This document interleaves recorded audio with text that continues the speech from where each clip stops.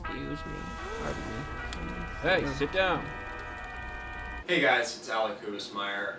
This week I wanted to talk about how streaming and low bit rates in particular can ruin horror movies. The other day I was watching this film called Horror Stories. It's a Korean horror film, and it's an omnibus film, and at the end of the first story, some of the characters are in this pitch black area, and there's this woman, I think, and she is scary, I think.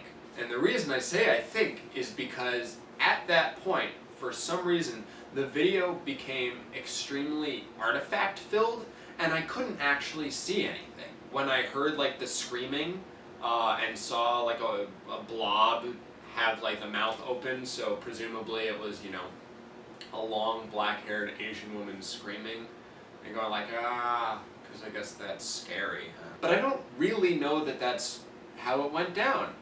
You know, I was just watching it thinking, how am I supposed to review this movie if I can't see what's going on? So I paused it and I left it. By the time I came back, it had been fixed. But in that moment, I realized that as we move towards streaming, there were problems with that.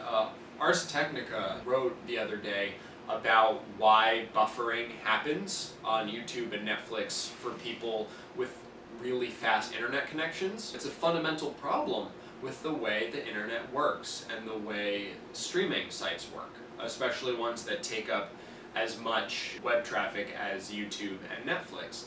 And because of this, you know, we're putting a lot of stock into technology that doesn't always work and won't always work. And that's a problem in general, but it's really a problem in dark films and horror films especially. Seeing a character run through the forest can be really creepy. Not being able to see a character and seeing a bunch of blocks running through more blocks, not scary. It's just annoying, and it completely ruins the atmosphere. I'm worried that until the internet is essentially perfect, horror films that, you know, I see on Netflix, that I watch on YouTube or whatever, that they could give out at any moment, and you know what I'm watching looks good and then it stops. It's easier on YouTube where you can force it to play at a specific bitrate, but you can't stop it from stopping. You know, I've had plenty of videos stop halfway through. For all I know, this will stop halfway through on you. You know, I could be going like, it's just annoying. And it's terrible, and it takes you out of whatever it is you're watching. And since horror films, a functional horror film, is really all about the atmosphere, it's a much larger problem than if you're watching, say, an action movie. During explosions, you know, it'll be an explosion of artifacts instead of, you know, fire.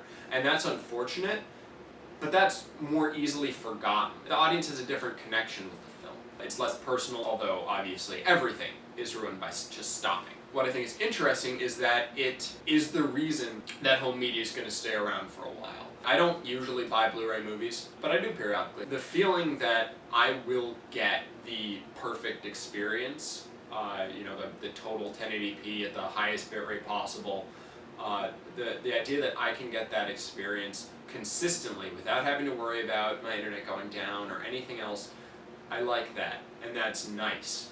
And it wasn't something I'd ever really thought about. But now that I've seen nothing when I should be seeing something, I'm a lot more worried about the future of streaming, at least until internet infrastructure is essentially perfect everywhere. I hope you liked the video. Do one of these pretty much every week. Subscribe to our channel. That should be up here somewhere. You know, if you want to read my review of Horror Stories, I'll put that down below, and I'll also link to that Ars Technica article. So yeah, thanks guys.